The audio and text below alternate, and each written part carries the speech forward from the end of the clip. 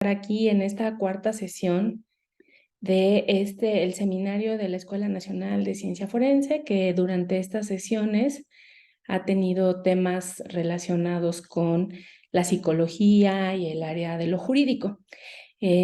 Tanto Carla como yo estamos muy contentas el día de hoy por tener de invitadas al doctor Víctor Hugo Anaya Muñoz, que nos va a hablar sobre el tema la memoria dentro de los procesos judiciales.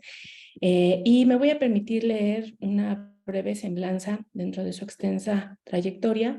Él es biólogo por la Facultad de Ciencias de la UNAM, realizó una maestría en biología experimental en el Instituto de Fisiología Celular de la UNAM, se doctoró en biología teórica por la Universidad de Humboldt de Berlín y realizó una estancia postdoctoral en el Instituto de Investigaciones Biomédicas de la UNAM.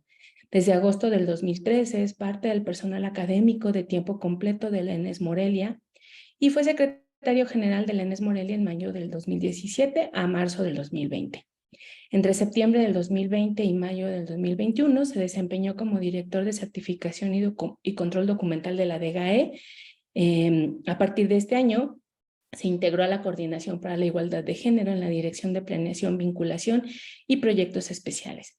Sus principales líneas de investigación las ha desarrollado en la intersección entre biología experimental, específicamente genética, bioquímica y biología molecular, las biomatemáticas y la filosofía de la biología. Desde hace algunos años también se ha interesado por economía del comportamiento y la teoría de la decisión.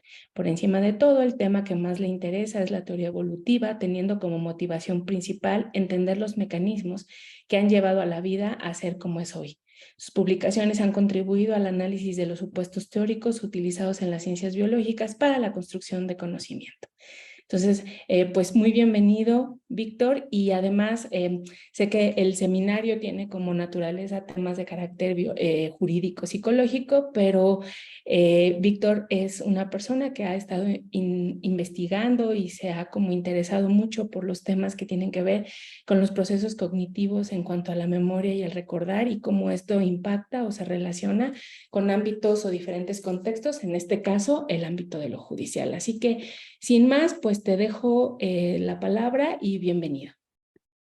Muchas gracias, Anaí. Gracias a Carla, que no la veo por acá, pero gracias en cualquier caso. Y gracias a todas y todos por su presencia. Voy a compartir, como suele ocurrir, una presentación. Espero se vea bien. Permítame arreglar acá mis ventanas para no pelearme con el universo. Listo. Cuando comencé a hacer esta charla hace unos meses que literalmente nos encontramos Anaí, Carla y yo en el lugar en donde solemos comer los tres de manera independiente y sin saberlo, estábamos comentando justo, fue poquito antes de que se nombrara se nombrara directora para la escuela, y comentábamos sobre la posibilidad de este seminario y estábamos intercambiando ideas sobre qué cosas valdría la pena hacer en diferentes aspectos justo con una carrera como ciencias forenses.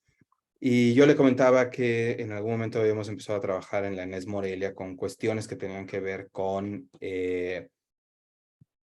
toma de decisiones, con formas de pensamiento, con teoría de la decisión, con teoría de la mente, con algunas cuestiones de ciencias cognitivas, y que habíamos empezado a trabajar en algún momento con algunos magistrados acá en el estado, partiendo un curso que le llamamos Pensamiento Crítico para Abogados. Perdón, para magistrados. Y fue muy interesante trabajar con ellos. Y de ahí pues, nos surgieron a varias ideas de por dónde podríamos trabajar. Algunos aspectos, yo me clavé en algunas cuestiones de memoria y economía del comportamiento, que tiene mucho que ver con algunos de estos aspectos. Y bueno, pues acá les voy a platicar algunas cosas que he leído con respecto a memoria, cómo funciona, a diferentes niveles de ella y por qué sería relevante para algo como las ciencias forenses. Eso es más o menos evidente a estas alturas del partido para todos ustedes, estoy seguro, pero no está de más. Luego le dije que le iba a poner yo algo así como la ilusión de la memoria a la plática, título que mantuve, pero cada cosa nueva que iba viendo, quedé menos convencido del título, pero bueno, decidí ya no cambiarlo porque ya me había comprometido a ese. Entonces se quedó como tal, sigo considerándolo un título de trabajo. Entonces, hoy voy a platicar algunas cosas muy básicas sobre 3 o 4 aspectos de la memoria que me parecen relevantes y después podemos conversar al respecto.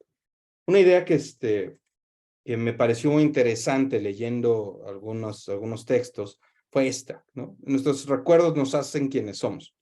Y esto me parece relevante porque tenemos una imagen pública, una imagen social de la memoria y los recuerdos como esta cosa hiperdefinitoria de las personas, que sí lo es, eh, pero además una cosa como fija, como súper confiable, nada maleable, o digamos, y en algunas épocas, en términos legales, como la prueba de oro, la evidencia, y eso a lo largo de los siguientes 25 minutos, 30 minutos más o menos, trataré de ver que no es necesariamente así. Voy a hablar, digamos, de 3 formas de memoria que son relevantes, pero 2 las voy a pasar muy por arriba porque no quisiera detenerme demasiado en ello, porque corresponden a otros procesos de memoria, pero que también son relevantes. Primeramente, la memoria histórica, ¿no? En los países latinoamericanos en particular, o iberoamericanos, para contemplar España en ellos y Portugal, la memoria histórica se ha vuelto un tema de muy frecuente recuerdo, digamos, por todo el pasado dictatorial que hemos tenido, ¿no? La necesidad como sociedades que hemos tenido de no solamente recordar aquellas partes de los procesos históricos que nos fueron vedados porque un régimen así lo hizo, sino recordar a las personas que fallecieron como parte de eso y recuperar esa parte de la historia que perdimos, que en algunos casos, por ejemplo en España, bueno, y sobre todo Sudamérica, se ve reflejado como procesos de exilio, llegando al punto en algunos lugares, en España en concreto, donde la gente desconocía por completo que existía una migración y que la mitad de su familia no había perecido, sino se había ido del país y estaba instalada en otro continente, y que pues se ha ido trabajando a lo largo de décadas a partir de diferentes movimientos como las Madres de las Plazas de Mayo, que eventualmente llegan a leyes de memoria, la ley de memoria histórica en España, que por ejemplo reconoce la existencia de un exilio y le permite a ese exilio el obtener una ciudadanía y cosas por el estilo, pero digamos, otro ejercicio de memoria histórica es el que se ve ahí malamente cortado de una madre buscadora, en el caso de las fosas clandestinas por todo el país, todas las comisiones de verdad y de verdad histórica que se echan a andar a lo largo y ancho de Centro y Sudamérica, con casos paradigmáticos con Guatemala, en donde por accidente el mismo registro que servía para la represión en un archivo que se llamaba La Isla. De hecho, hay un documental muy bueno que está disponible en YouTube, por si les interesa. Así se llama La Isla, el director es Uri Zelzer, un alemán. Y esos mismos archivos que sirvieron para la represión durante varias dictaduras diferentes, pues hoy son lo que está permitiendo rescatar qué estaba pasando en los sótanos del gobierno guatemalteco, y lo mismo ocurre con muchos otros lugares, ¿no? A la derecha abajo, esos pedazos de papel que están ahí son fotografías de otro archivo de memoria que es el archivo de la Stasi en Alemania, que se vuelve un centro de documentación muy importante, que tiene un presupuesto enorme y que trata de rescatar y de trabajar sobre, pues bueno, las atrocidades que un régimen fascistoide podía crear con su gente, ¿no? A través de mecanismos de espía bastante violentos. Y que bueno, que es descubierto el día que alguien comunica mal una información y permite a toda la comunidad de Alemania del Este brincarse la frontera, ¿no? Hay unas cuantas personas que deciden que lo que tienen que ir rápidamente a hacer es justamente evitar que destruyan los papeles en el archivo de la Stasi. Esa es una forma de memoria y legalmente tiene un peso muy importante, porque reconocer fenómenos históricos de esta índole, pues nos permite poder transitar hacia espacios de justicia restaurativa y finalmente poder hacer las paces con nuestros pasados y poder transitar hacia sociedades que tengan pues algunas interacciones un poco menos violentas, ¿no? Esto es simplemente unas cuantas definiciones, un reconocimiento que quiere decir, perdón, una definición que quiere decir memoria histórica y el tipo de cosas que podrían estar formando parte de esta memoria histórica, ¿no? También así muy de pasada, querría mencionar solamente la memoria colectiva, sin entrar en juicios sobre esta persona, sobre Rigoberta Menchú, y si se merece o no se merece un premio Nobel porque mintió o no mintió desde probablemente una visión occidental del asunto, sí podemos hablar de que diferentes colectivos de personas tienen reconstrucciones conjuntas y constantes de eventos pasados, ¿no? Que nos permiten establecer una identidad común, que nos permiten formar una comunidad en contraposición a otras comunidades, contraposición que no tiene que ser violenta, simplemente nos separa como grupos sociales y que establece, por ejemplo, mecanismos de memoria que no necesariamente son iguales para todos. Hay comunidades que recuerdan en colectivo y esa es una de las discusiones que cuando se le dio el premio Nobel de la Paz a Menchú, se mencionaron por ahí, ¿no? O sea, bueno, sí, ella puede haber no visto directamente las atrocidades que narra, pero como comunidad sí lo hizo. Estaba por ahí, ¿no? Tampoco es un asunto en el que creo que vaya a ser nada productivo detenernos ahora, pero finalmente esta memoria colectiva existe, esta memoria colectiva sumada a la memoria histórica nos permite situarnos en un espacio de recuerdo y en un espacio en donde podemos reconocer prácticas y actitudes que transmitimos de generación en generación y que nos definen en muchos sentidos. También existe una memoria individual, la cual, muy chistoso, cuando uno pone simple y sencillamente memoria en Google, encuentra estas imágenes que son muy bonitas, por lo que les voy a contar más adelante.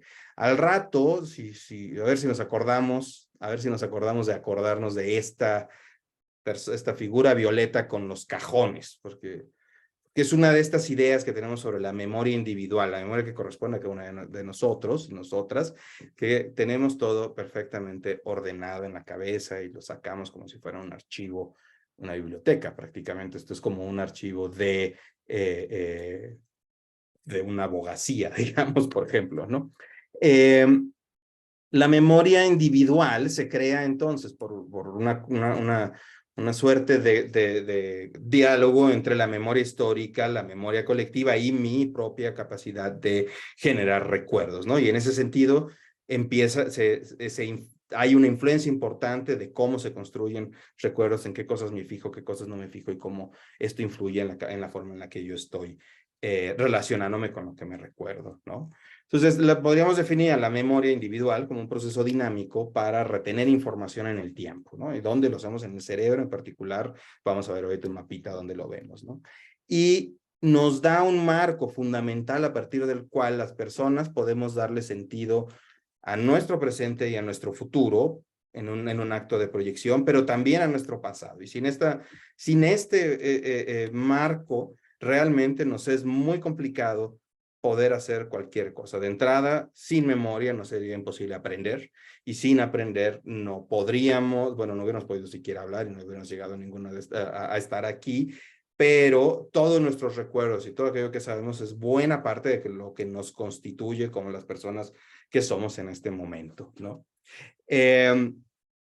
Aquí me gustaría regresar a la idea general, perdón, que tenemos de la memoria como un gran repositorio de información, ¿no? Entonces me acordé de Funes el Memorioso, que imagino todo el mundo conoce, de Jorge Luis Borges, y Funes el Memorioso es un individuo que en el fondo sufre muchísimo porque recuerda absolutamente todo, ¿no? Como dice ahí el texto, Funes no solo recordaba cada hoja de cada árbol, de cada monte, sino cada una de las veces que la había percibido o imaginado. Resolvió reducir cada una de sus jornadas pretéritas a unos 70,000 recuerdos, que definiría luego por cifras. Lo disuadieron dos consideraciones: la conciencia de que la tarea era interminable, la conciencia de que era inútil. Pensó que en la hora de la muerte no habría acabado aún de clasificar todos los recuerdos de la niñez. Esto lo piensa cuando se da cuenta que puede recordar absolutamente todo. Y cuando alguien le pide que narre un día, lo narra con absoluto detalle, y narrarlo le lleva incluso más tiempo que el tiempo del recuerdo mismo. Entonces, esto es básicamente una de las peores torturas a las que uno se podría someter. Recordar absolutamente todo sería una tortura, porque tendríamos que pensar y tendríamos que tratar de hacer algo con todo eso. O tal vez no, y eso es en realidad mucho de lo que nos podría estar pasando. Hermano, aquí hay otra cosa que me llama la atención y en lo que quisiera ustedes llamar, que nos fijáramos durante un momento.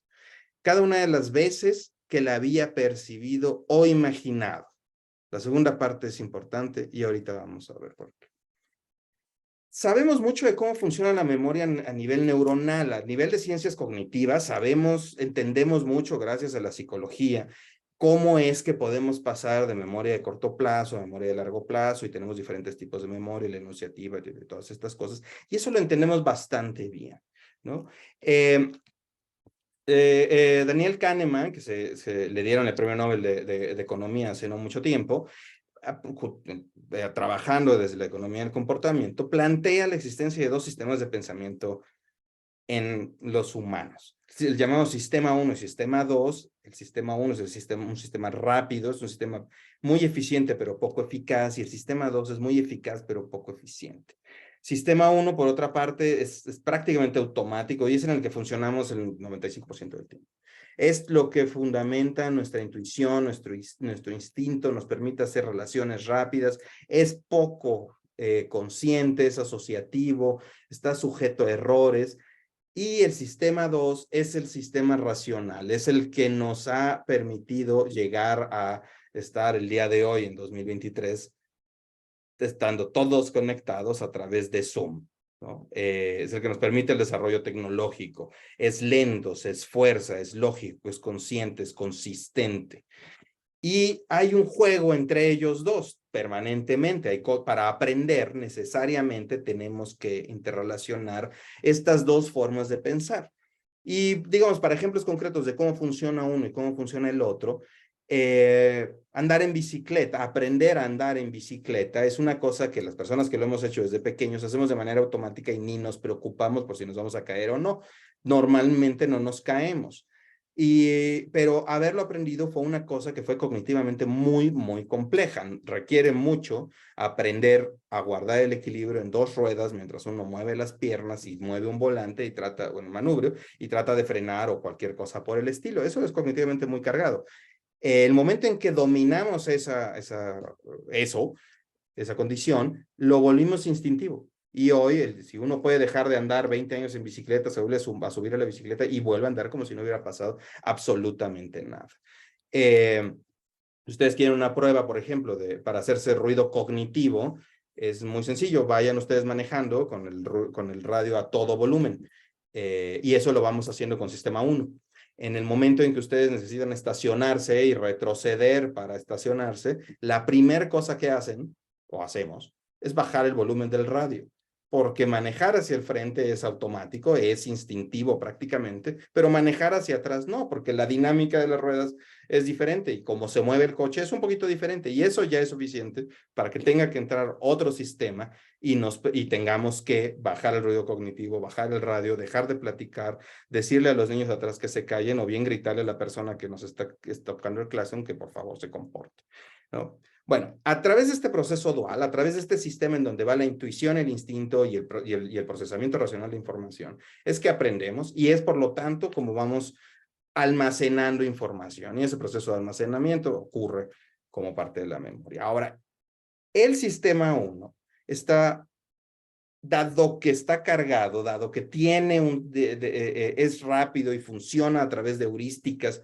que acortan caminos de pensamiento, resulta que tiene un pequeño defecto, y es que carga sesgos.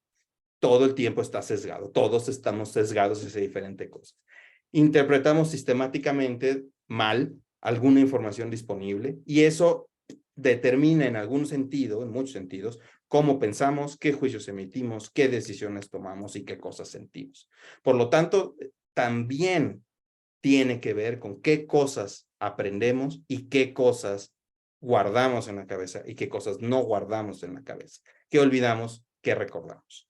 Todo eso está un poco ahí como marco concepto. Ahora, esto todo el mundo lo hemos escuchado en algún momento, ¿no? Tenemos un sistema de memoria a corto plazo, un sistema de memoria a largo plazo, eso nos lo han dicho todo el tiempo. La memoria a corto plazo pues, funciona como lo que uno hace en una clase cualquiera, en donde uno le dice cosas a las personas las retienen por un cierto periodo y dura no mucho tiempo, puede tener diferentes fuentes de origen, aquí se habla primariamente de la acústica, pero puede ser sensorial de cualquiera de los sentidos, ¿no?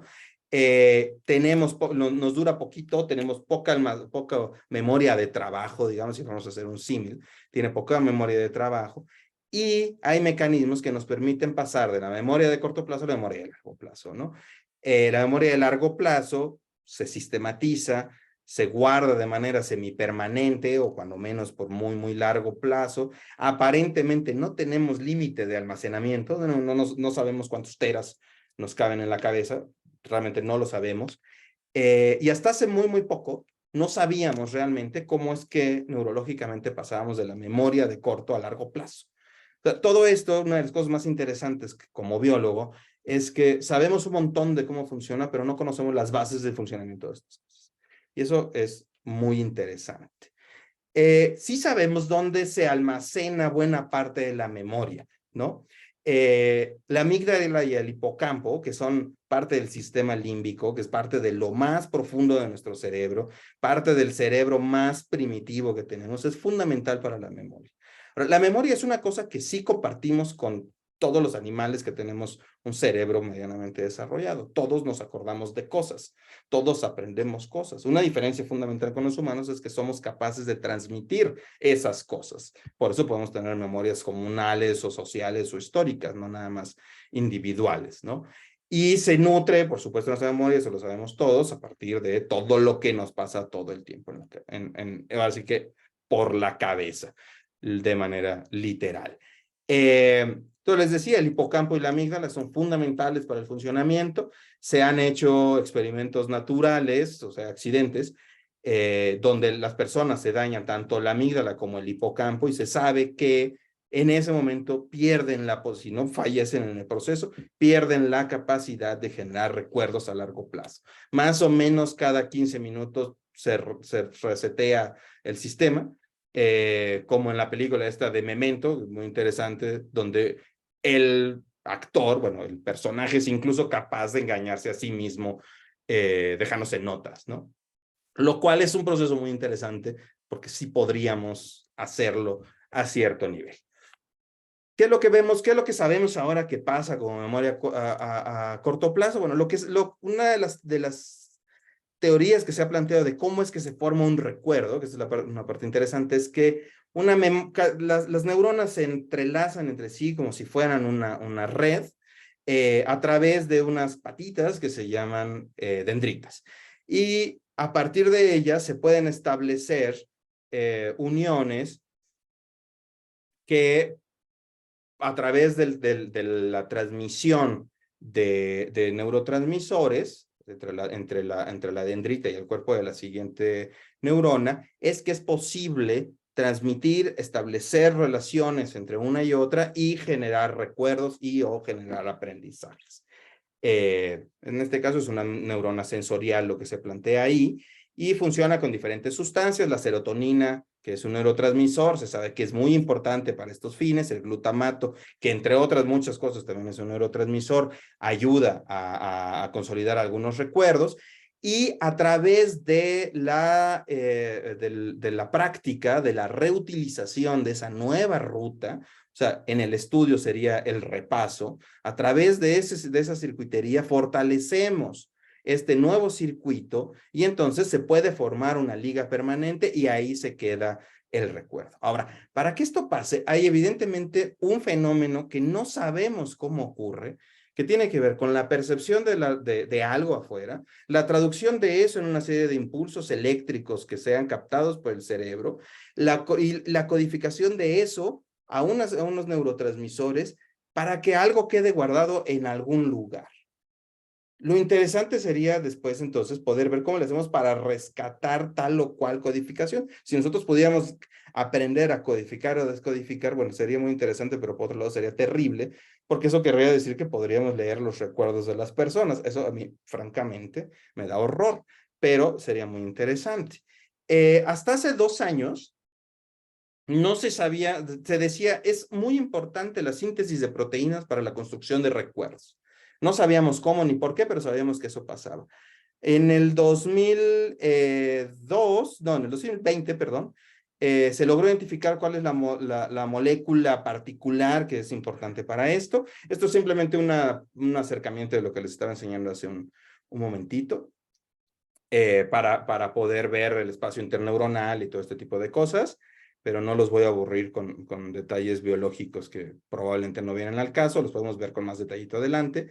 Pero, pero no, hace un par de años nos dimos, bueno, sabíamos que existía esta cuestión que se llama el iniciador, factor de iniciación eucariótico, EIF2, que es una molécula que favorece o inhibe la síntesis de proteínas. Entonces, se hicieron una serie de experimentos, aquí está un poco el esquema, no sé si se alcanza a ver en mi mouse, pero lo que se pudo ver en algunas de estas neuronas, bueno, primero que hay neuronas que excitan y neuronas que reprimen. Hay unas que favorecen la creación de recuerdos y otras que lo inhiben. Y dentro de estas, existe esta molécula que les decía, el EIF2, que tiene varias porciones, pero una de ellas en este caso es relevante, que es la alfa, esta de aquí arriba, que lo que hace es permitir que arranque o no arranque, que se regule de alguna manera la síntesis de proteínas. Entonces, cuando esta molécula se fosforila, quiere decir que hay una modificación en la estructura tridimensional de este pedacito. Esto se puede o no pegar dependiendo del estado y permitir que arranque o no arranque la maquinaria transcripcional. Cuando esto está fosforilado, esto quiere decir que que está inactivado, entonces no se crea un nuevo recuerdo. O sea, al inhibir la síntesis de proteínas en este tipo de moléculas, en este tipo de células, se inhibe la construcción de un recuerdo.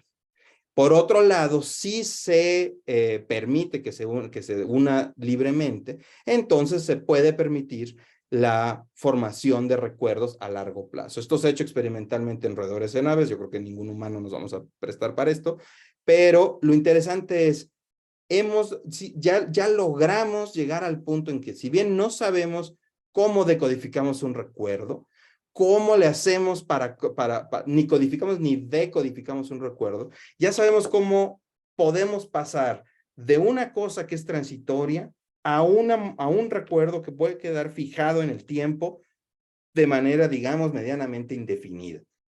Así es como logramos aprendernos las tablas de multiplicar o andar en bicicleta o a leer, escribir o hablar, ¿no? Ahora, este elemento es un regulador general de la síntesis de proteínas, ocurre en otros tipos celulares, no solamente en las neuronas, y es parte del elemento, es un elemento de la respuesta integrada al estrés. Esta respuesta integrada al estrés es lo que es parte de la homeostasis proteica. Hay un término que ahorita olvidé, proteostasis, una cosa así se llama, la homeostasis de proteínas, o sea, el buen funcionamiento de las proteínas. O sea que parece ser que de alguna manera en términos evolutivos cooptamos un mecanismo que funciona para que las cosas funcionen bien en las neuronas, en una célula normal, para que nuestras neuronas y las de cualquier otro animal, no importa si es o no mamífero, parte del buen funcionar es que pueda recordar o no recordar cosas dependiendo del asunto, ¿no? Ahora bien, nosotros solemos preocuparnos por la memoria en una situación muy particular. Es cuando se nos olvidan las cosas. Pareciera que solamente es relevante la memoria cuando no podemos acordarnos. Y es ahí cuando uno como persona se preocupa muchísimo porque ya automáticamente uno dice ya tengo Alzheimer, lo cual generalmente no es el caso, pero además pues es parte de la vida diaria, olvidamos un montón de cosas. A principios del siglo pasado, este individuo, Ebbinghaus, se dedicó a tratar de medir cuánto tardaba una persona en olvidar algo. Y lo que podemos ver, y ahí es donde entra el asunto del reforzamiento que nos permite pasar de la memoria de corto plazo a largo plazo. Si ven aquí en la grafiquita, alrededor de los 19 minutos ya se nos olvidaron la mitad de las cosas, aproximadamente. O sea, la caída es bárbaro. Probablemente o sea, a los 2 días, al día de que vimos algo, ya no nos acordamos de la mitad de las cosas. La mitad de las personas ya no se acuerda de nada y uno ya se le olvidó prácticamente todo. Si durante este periodo, en algún momento, repasamos, entonces logramos rescatar e ir subiendo y acordarnos de muchas más cosas a través de la práctica.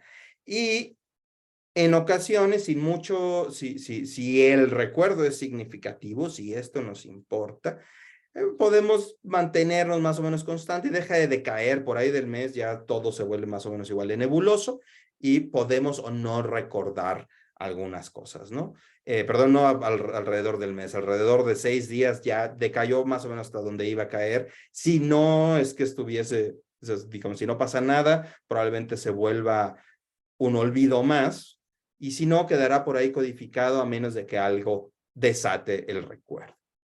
Y es aquí donde a mí me llama más la atención el asunto, ¿no? Aquí básicamente se nos acabó un poco la biología, porque lo que sigue ya no sabemos cómo funciona biológicamente hablando.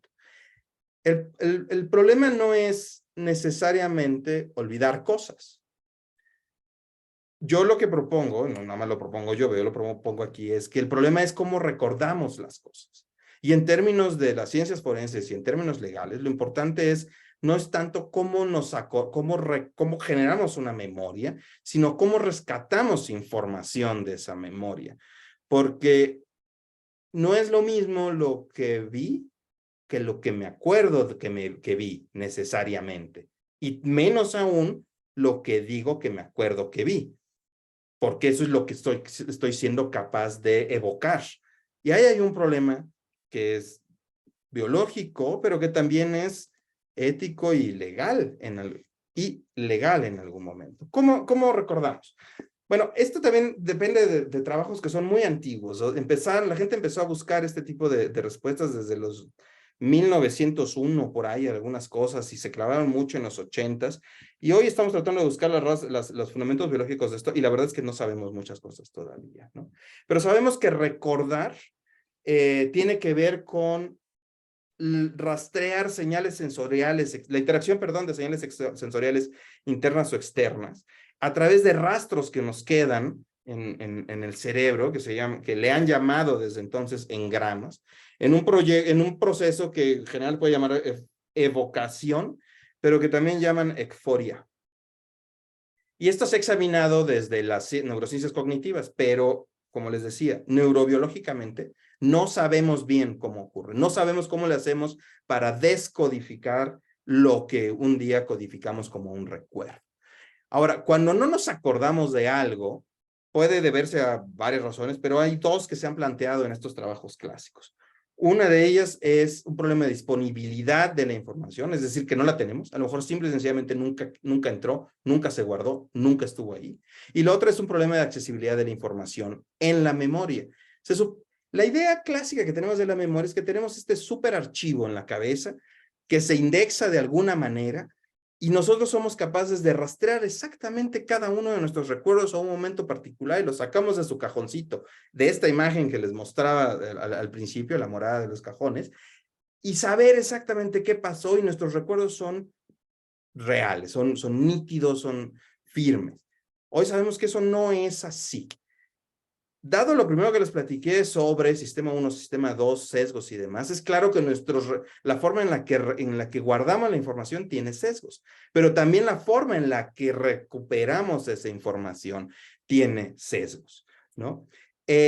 Sabemos que es posible lograr rescatar engramas, o sea, estas trazas, estos recuerdos, podemos desatarlos experimentalmente, esto es hecho con ratones, a través de la estimulación sensorial, y podemos, por un lado, producirles engramas de cosas que no les pasaron, podemos producirles miedos. Eso es fácil de medir en un ratón por una actitud física, ¿no?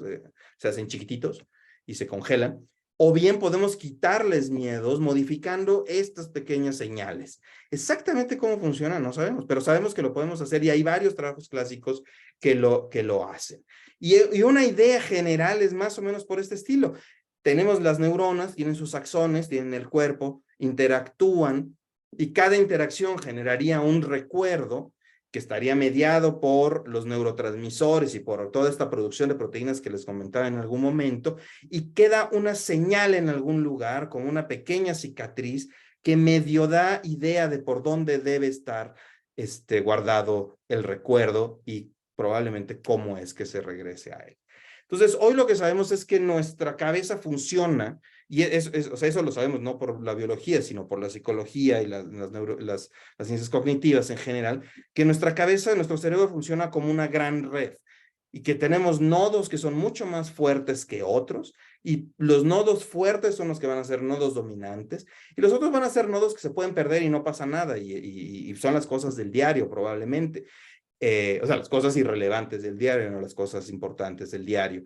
Y para poder recordar, nosotros tenemos que transitar por esta red y poder tratar de ver por dónde vamos caminando. Mientras más fuertes sean cada uno de estos, de las líneas que unen, de los nodos que unen esta red, mejores procesos vamos a tener para recordar. Ahora bien, sabemos que podemos recordar mucho mejor las acciones, los actos, que los detalles de ello.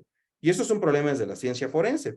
Hay muchos experimentos en donde sabemos que no necesariamente podemos recordar de manera fácil la cara de las personas, o sea, incluso de personas que uno conoce. No sabemos cómo iban vestidos, yo no me acuerdo exactamente qué color trae pintado el pelo mi mamá y probablemente tampoco pueda describirlo bien. Y tenemos una bronca, porque no solamente es un problema cómo le hago para recabar esa información que está ahí guardada, sino tiene que ver con mi capacidad para expresar esa información ahí guardada. Y ahí tengo otro tema más en el cual los recuerdos se vuelven un problema cuando estos recuerdos se van a convertir en un testimonio, porque en ese proceso podría ser que estoy perdiendo información. Ahora, las personas tenemos una gran facilidad también para construir falsos recuerdos. No mentimos, nos inventamos recuerdos. Hay experimentos ya a estas alturas clásicos en donde a las personas les siembran recuerdos, les siembran que se perdieron, por ejemplo, en un mall. Y las personas están absolutamente seguras de que se perdieron en un mall y nunca ocurrió. Lo acordaron y se comentó. Y es una situación relativamente común y podría ser fácil uno generarse ese recuerdo, pero bueno, se ha visto que pasa, y pasa no solo con eso es un experimento, pasa con muchas cosas.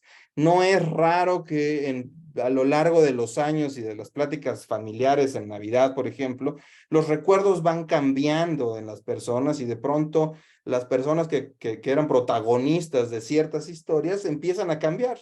Y ya no soy yo, sino es mi prima la que hizo tal o cual cosa, ¿no? Y eso pasa, no estamos mintiendo, hemos modificado el recuerdo. Y ese es otro asunto. Como los recuerdos son parte de un proceso de aprendizaje y la memoria es fundamental para ella, en el momento en que yo recuerdo algo y lo uso, lo modifico. Cada que yo creo una narrativa para poder explicar algo que me ocurrió, estoy modificando ese recuerdo. Los examinadores de la Stasi, por ejemplo, podrían decir que, bueno, si a uno le piden que repita exactamente la misma historia 10 veces y lo logra hacer 10 veces, eso es evidencia de que estoy mintiendo. A lo mejor, pero no necesariamente, ¿no? Porque uno podría ser muy cuidadoso con el uso de las palabras y eso pasa así. Entonces, cada que yo uso mi memoria, estoy dañando el recuerdo y por lo tanto estoy modificando en algún sentido lo que, si lo pensamos en términos de testimonio, mi testimonio podría ser. La forma en que me entrevistan es fundamental para cómo yo enlazo el recuerdo y produzco información de él. Entonces, si por ejemplo a mí me preguntan, el semáforo, supongamos un accidente, y esto es otro experimento que sí se hace. El semáforo estaba en rojo o estaba en verde cuando cruzó el auto que chocó. Es decir, en verde, ¿no? Porque algo en mí dice que tiene que estar en verde. La escena ni siquiera tiene un semáforo. Entonces, la manera en que yo pregunto tiene mucho que ver y ya con esto me sembraron un semáforo en la escena y yo tengo la necesidad de responder a ello, ¿no? No tiene que ver con que sea tonto, con que sea manipulable, con que no tenga pensamiento crítico, no, es parte de la naturaleza humana. Entonces, nuestros recuerdos se modifican con el tiempo y con el uso. Ahora, eso quiere decir que esto está muy mal y que eso nos invalida absolutamente la memoria como una herramienta para recordar el pasado, para determinar nuestra personalidad en algún sentido, quiénes somos y demás. No, sí podemos nosotros modificar muchas cosas de nuestra personalidad incluso, o de cómo actuamos ante situaciones, modificando nuestra memoria. Eso es posible hacerlo. La terapia de hipnosis puede sembrar recuerdos, eso está muy visto. Y es muy claro que puede ocurrir, y lo puede hacer para bien y lo puede hacer para mal. Se han reportado casos muy dramáticos de personas a las que se les sembraron recuerdos de abuso sexual que no existieron, que nadie, o sea, no hay realmente ninguna evidencia de ningún género de que eso haya ocurrido. Sin embargo, bueno, personas con muy poca ética de pronto hacen ese tipo de cosas, ¿no? Ahora, en términos de la evidencia, del testimonio que podría utilizarse en términos legales, ¿nos invalida la memoria? No, por supuesto que no. Hoy sabemos que si a una persona se le permite dar un testimonio libre, que narre el tipo, dígame todo lo que ocurrió, se puede recuperar mucho mejor información que haciendo preguntas puntuales que podrían dirigir el rescate de información hacia alguna zona. De pronto se pueden acotar cosas y eso ayuda y permite detalles, pero bueno, eso es algo que se hizo hace relativamente poco, por ahí, hace como 6, 7 años. Se sabe en Suecia, por ejemplo, ahora se plantea que habría que tratar la memoria como una escena de crimen en términos de forenses. Hay que preservar esa evidencia también. Es muy complicado porque está dentro de las personas. Pero de hecho, si dos personas vimos el mismo evento y discutimos al respecto, nos retroalimentamos cognitivamente.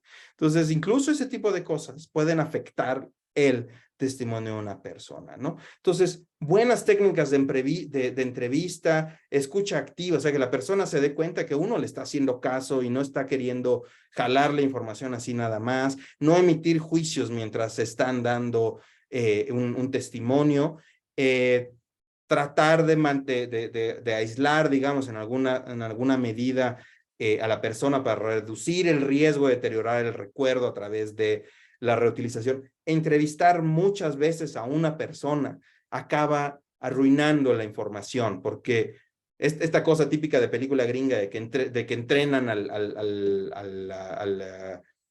la persona que va a estar ahí en el juicio, le entrenan para que diga una serie de cosas, ya no tiene que ver con lo que recuerda, ya tiene que ver con lo que tiene que declarar, no con lo que vio. Entonces, ese proceso de preparación, pues en realidad daña el objeto de memoria. Y lo que recomienda, por ejemplo, es videograbar las entrevistas, que la gente simplemente sea y narre y cuente como tenga que hacerlo. E incluso el lenguaje corporal se vuelve muy importante porque la utilización de manos y cosas así para tratar de explicar un fenómeno se vuelve muy importante. Y otras cuestiones, como reconocer que si un recuerdo es inconsistente, incluso dentro de la misma narrativa, no necesariamente implica que miente, solamente que es un proceso que no es perfecto. Y, por supuesto, como en todos estos asuntos, es muy importante poder recurrir a otras herramientas de prueba, además de la testimonial. Hay situaciones en donde evidentemente se tiene que recurrir primordialmente a la testimonial porque es fundamental. Casos de abuso sexual es el ejemplo de ello, en donde la testimonial se vuelve muy importante, sobre todo si pasó ya un tiempo importante al respecto, pero si se utilizan estas otras técnicas, pues existen unas buenas probabilidades de que la evidencia se rescate de manera adecuada y no se contamine, digámoslo, utilizando esta terminología, de otras cosas en el camino, ¿no? Y quisiera terminar nada más con esta última frase de Borges, también, el mismo cuento, Había aprendido sin esfuerzo el inglés, el francés, el portugués, el latín. Sospecho, sin embargo, que no era muy capaz de pensar. Pensar es olvidar diferencias, es generalizar, es abstraer. En el abarrotado mundo de Funes no había sino detalles, casi inmediatos. La recelosa claridad de la madrugada entró por el patio de tierra. La idea es el momento en que seguimos pensando, modificamos las cosas, y eso nos es inherente, no podemos hacer nada al respecto, no es malo, no es bueno, solo tenemos que tratar de lidiar con ello. Muchas gracias. Muchísimas gracias, Víctor. Me parece que ha sido como un recorrido muy completo respecto de las diferentes formas de memoria, ¿no? Estas memorias históricas colectivas, pero sobre todo de lo que pasa en los procesos internos, ¿no? Para el uso, la recuperación y la aplicabilidad, ¿no? No sé si haya preguntas en el auditorio, inquietudes sobre lo que el doctor acaba de exponernos y les invitamos a participar.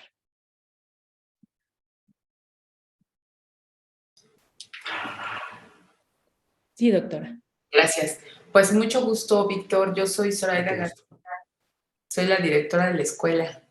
Entonces, pues me encanta que hayas aceptado participar con nosotros en nuestro seminario mensual. Y también, pues, me llamó mucho la atención desde el planteamiento, desde la invitación que nos hicieron al seminario, en el que se nos dijo, pues vamos a hablar sobre un tema que veíamos como bastante social, pero elaborado por un científico, ¿no? Entonces dije, está bonito, me gusta. Y ahora, pues ya me doy cuenta de la forma en que lo has abordado y me surgen muchas dudas. Bueno, porque en primer lugar, pues yo no soy experta en temas biológicos y en temas neurocientíficos, pero bueno, entiendo que existe, por lo que nos muestras, pues toda una complejidad para demostrar biológicamente la existencia de los recuerdos o la posibilidad de que los recuerdos sean confiables. Entonces mi pregunta, y no sé si sea tan fácil responderlo, pero significa que todo el tema en materia de pruebas sobre testimonios, pues es bastante relativo y que necesitaríamos por el lado de la justicia entender que el recuerdo no es confiable. O sea, que como que nos deja, después de haberte escuchado muy descolocado, pensar que el testimonio pueda ser una prueba confiable, o tendría que plantearse que el testimonio tendría que ir acompañado de una prueba complementaria, de un análisis neurológico complementario. Entonces, quizás la pregunta te la puedo hacer en este sentido. ¿Es entonces, no es confiable entonces un testimonio? ¿De qué depende? A nosotros en biología nos enseñaban, una de las primeras cosas que nos enseñaban es que la respuesta correcta a toda pregunta que nos hicieran era depende, ¿no? Sí. Entonces, En biología es en todos lados. es casi, ¿no? Pero, excepto en matemáticas, yo creo que ahí es de los pocos lugares donde sí depende, no es tanto. Pero depende. Yo justo lo que hice al final, o sea, yo estaba muy emocionado encontrando todos los defectos en donde la memoria, o más bien, los defectos en los que la memoria puede incurrir, o donde nos falla la memoria, por decirlo rápido. Y luego me di cuenta así de, a ver, espérate, pero es que el mensaje que no quiero transmitir es que no podemos confiar en la memoria. No podemos confiar así al 100%, como no podemos confiar tampoco al 100% en una prueba genética. O sea, el hecho de que yo encuentre un pelo en un lugar no es prueba rajatabla de que la persona estuvo ahí. Hay formas en que pudo haber llegado evidencia genética a algún lugar y pues, cualquier película sueca nos la muestra, ¿no? Como posible ejemplo. Pero con la memoria es lo mismo. Nuestros recuerdos son lábiles. No quiere decir que sean necesariamente falsos. Podemos digo, si fueran absolutamente falsos y toda la memoria fuera falsa o súper maleable, pues ni siquiera podríamos aprender cosas. Tiene un cierto nivel de fiabilidad. Y el asunto es, como evidencia en un juicio, tenemos que ser muy cuidadosos porque El estado mental de la persona, cuando la estás interrogando, por ejemplo, es fundamental. Eso ustedes lo saben muchísimo mejor que yo. Pero no nada más porque se ponga nervioso o nerviosa, no, lo cual no quiere decir que nos esté mintiendo, sino eso genera un estrés que tiene consecuencias moleculares. Y la forma en la que, no sabemos cómo ocurre esa decodificación, pero seguro se ve afectada por estrés. Seguro, digo, si ya vimos que una molécula que tiene que estar relacionada con el que las cosas funcionen bien es clave para generar recuerdos, entonces seguramente, y esto es pura hipótesis mía, no tengo nada para probarlo porque nadie sabe cómo funciona, seguro para recordar también el estrés tiene que ver. Entonces, eso funciona. Entonces, el asunto es que sí puede ser un elemento de prueba. Hasta donde yo entiendo, ya no es la prueba reina, afortunadamente, porque pues, hoy sabemos que los alineamientos, por ejemplo, estos clásicos de película, no sé, a ver, dime cuál de estas 5 personas se parece más a quien te hizo lo que tú quieras que haya pasado, pues no funcionan, o sea, eso sabemos que tienen una eficiencia bajísima, ¿no? O sea, casi que por azar le atina uno más que cuando la persona está ahí, porque responde a cuestiones psicológicas muy particulares. Yo necesito cumplir, satisfacer una condición, la verdad es que no me acuerdo, pero no puedo decirlo, lo vi durante menos de un segundo, mi periodo, o sea, tenemos atención selectiva, eso lo sabemos. Todo eso dificulta esos asuntos. Ahora, ¿qué es lo que cómo podemos usar la memoria y nos puede funcionar? Necesito el detalle preciso de qué color justo era la camiseta del tipo. ¿Realmente necesito esa es la prueba fundamental? ¿O necesito reconstruir la narrativa completa con algunos detalles relevantes al respecto? Puedo usar el recuerdo para tratar de demostrar la presencia de una persona, tal vez, pero no que se acuerde exactamente cómo iba vestido, ¿no? Hay una película ahora que vi hace poco en Netflix de unos secuestradores y un juicio oral, que es muy interesante, pero creo que está en Oaxaca. Y entonces a los cuates los acusan de secuestro y pues no son, ¿no? Pero pues como es alguien con mucha lana, los tipos siguen guardados. Y la defensa, no la defensa, la parte acusadora lo que está haciendo es tratar de demostrar que las personas no se pueden acordar de nada porque no se acuerda de la ropa precisa que traía puesto ese día. Dígame, por favor, aquí, ¿quién se acuerda que traía puesto ayer? O es más, ¿de qué color es la ropa interior que traen puesta ahorita? ¿No? O sea, eso pasó hace 6 horas. Entonces, ese nivel de detalles, cuando no lo relacionamos con algo que es relevante, porque sí podemos tener una memoria hiper detallada, pero para eso tenemos que fijarnos, tenemos que atender a ese punto general, ¿no? Entonces, claro, si yo tengo un entrenamiento, por ejemplo, un militar que está acostumbrado a vivir bajo estrés, sabe pensar bajo situaciones estresantes y puede distinguir, en principio debería poder distinguir situaciones muy claras donde tiene que tomar decisiones y tendría que aprender a reconocer un enemigo de un enemigo muy rápido.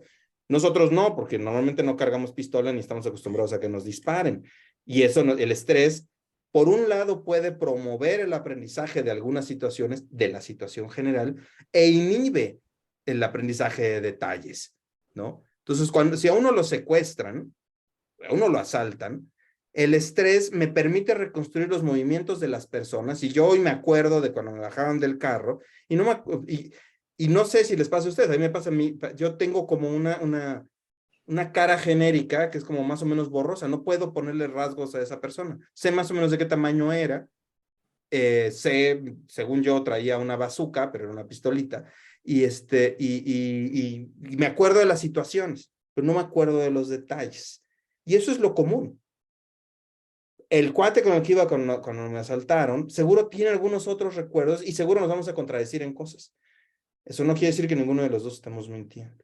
Entonces, el punto es, sí lo podemos usar, me parece a mí, pero tenemos que entrenarnos en técnicas para entrevistar a las personas de forma tal que la información que se obtenga sea confiable, sin dañar a la persona también, porque están todos estos procesos de revictimización en los que podemos fácilmente incurrir si entrevistamos, reentrevistamos y sobre todo si lo hacemos de mala manera. O sea, sí hay técnicas para ayudar a recordar. Algunas han sido muy controversiales. Estas que están basadas en cuestiones sensoriales, por un lado ayudan, y sí se ha visto que ayudan, pero también hay toda una escuela de pensamiento que dice, no, espérate, o sea, estás ayudándole a sembrar cosas en el recuerdo, como el caso del semáforo, ¿no? O sea, puede ayudarse, pero uno no debería dar información sobre el escenario, que el escenario lo construya la persona, ¿no? La idea es, básicamente como que el consejo de las cosas que yo estoy viendo es dejemos que la gente narre. Y a partir de esas narrativas y de todo el proceso de narrativa que hay que documentar como parte de la evidencia, entonces la evidencia es el proceso, no necesariamente la información que salga del proceso, ¿no? No sé si te contesté, pero No, eso se me ocurre. sí lo contestaste y yo creo que pues la tarea pendiente es pues buscar esas técnicas que pueden ser psicológicas, de psicología del testimonio, pero espero que estén apoyadas también en datos neurológicos, ¿no? Para ver, Dentro de lo que hay, ¿no? Porque o sea, que tampoco está tan explorado, o sea, no. pero pues creo que eso es importante, porque sí, seguro viste el documental, es un asunto real y ocurrió en Veracruz o en Campeche, de unos señores que estaban siendo procesados por un secuestro que no cometieron y ahora no Ah, recuerdo. sí, esa era la que me estaba tratando de acordar, justo. Sí. Solo llegó a la corte porque en la corte lo atrajo el año pasado y creo que ya lo liberaron, ¿eh? O sea, todavía estaba de presidente Saldívar. Claro que como salió, fueron los mismos que hicieron presunto culpable, Ajá, exacto. los abogados. Ahora no Sí. recuerdo el nombre de este. Duda razonable. Ese, justo, duda razonable. Sí. Razonable. Entonces, sí, pues fíjate, ese proceso ocurrió hace 5 años, no sé cuándo, ¿no? Quizás más, pero es ya actual. O sea, así se interroga actual y contrainterroga actualmente a la gente. Entonces vivimos en una precariedad en la justicia, en la impartición de justicia, pues muy grave. Es muy Sí. grave, porque eso es lo actual, es lo que está viviendo todo el mundo en los tribunales mexicanos y yo creo que de la región. Así que sí tenemos mucho trabajo pendiente. Está muy interesante tu planteamiento. Me ha gustado mucho. Gracias. Gracias. Gracias. Y pienso que además es como, perdón, pero me parece importante resaltar que además es un planteamiento un poco disruptivo, justo porque lo que se piensa es que la memoria, o sea, en el ámbito jurídico, en el ámbito judicial, la memoria es fiable, o sea, si lo recordó y lo dijo, pues entonces seguramente así fue. Más allá del proceso biológico, eso se ha hecho en los expedientes, ¿no? Lo que estamos platicando. Ah, es que dijo que fue tal cosa. Ahora que hablabas, me hiciste recordar un caso en el que a mí me tocó participar.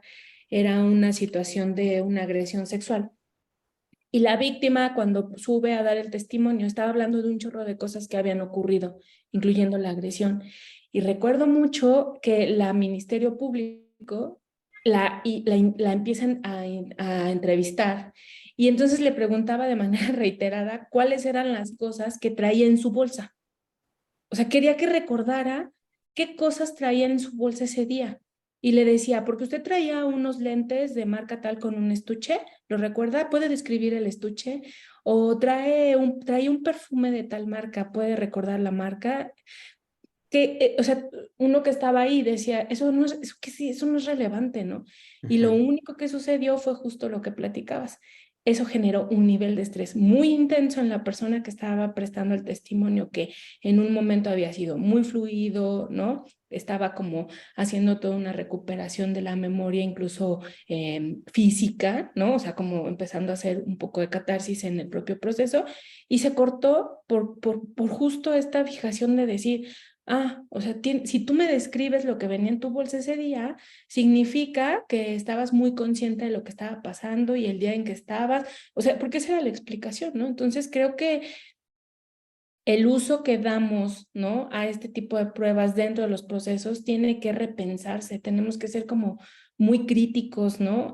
Muy críticas respecto de cómo planteamos los testimonios. Y en ese sentido va mi pregunta, porque como bien dice la doctora, eso es algo constante en los procesos, ¿no?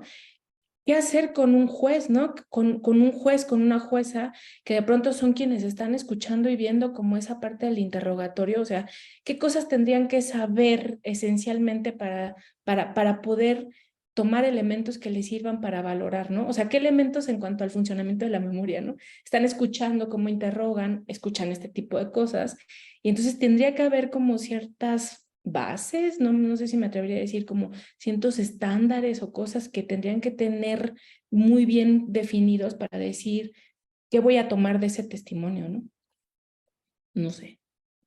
A mí casi de entrada, porque no soy abogado, ¿no? Pero casi me gustaría incluso cuestionar la idea de que hay un juez que puede decidir esas cosas tranquilamente, ¿no? Y eso me lleva directamente a cuestionar la idea de objetividad en el asunto. Pero bueno, pues así es el derecho y hay un juez y esta persona decide. Se supone basado en evidencias y se supone que objetivamente, y todo eso con un supuesto muy subrayado, ¿no? ¿Qué tendría, o sea, de entrada, hoy yo creo que uno de los grandes retos que tienen los jueces es que la idea de que yo puedo decidir o puedo darles criterios de verdad a una serie de elementos de prueba, está relativamente bien, excepto que rara vez entiendo cómo funcionan esos elementos de prueba, ¿no? Lo comentábamos alguna vez, Ana, con las evidencias moleculares no son fácilmente interpretables, ¿no? O sea, hay pruebas en donde la cosa no es nada más, es sí o no, pero con un porcentaje de certidumbre. Y ese porcentaje de certidumbre lo tengo que tener con claridad si yo voy a definir, por ejemplo, que una persona estuvo o no estuvo en un lugar.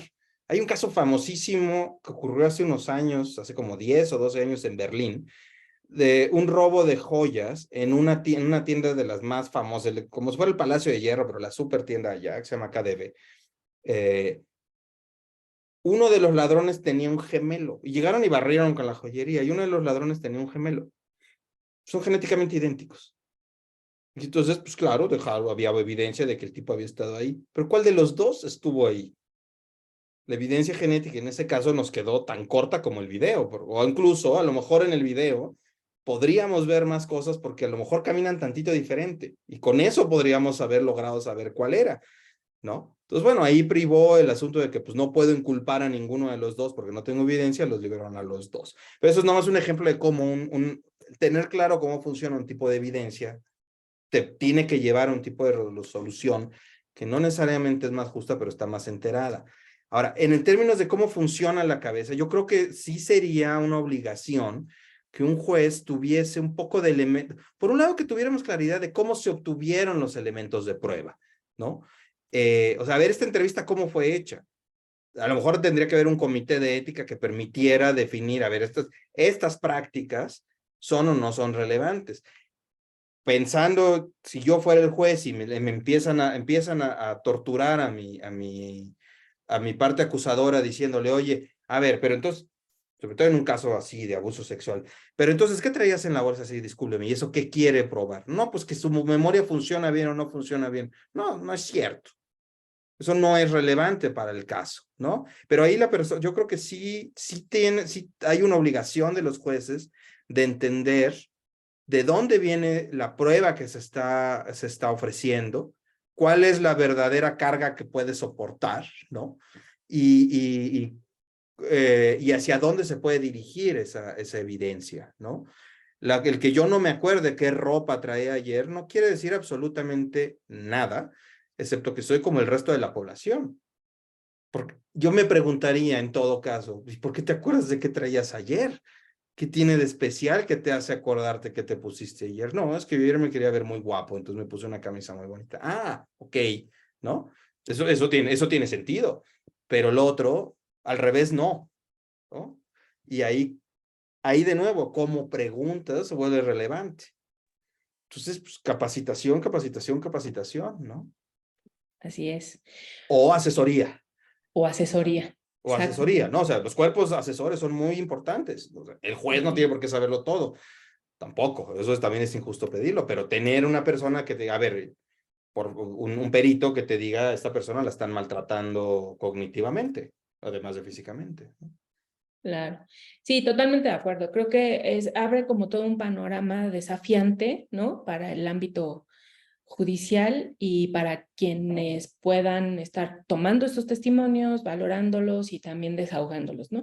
Entonces, bueno, pues estamos en el límite terminando, Víctor. Muchísimas gracias por la charla del día de hoy. Les agradezco a todos, todas. Si no hay nadie más que quiera hacer alguna pregunta para cerrar el seminario, parece que no.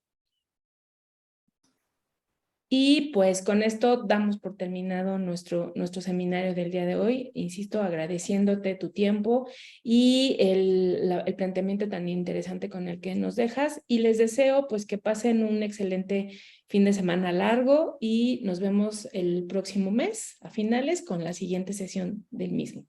Que estén muy bien y hasta luego.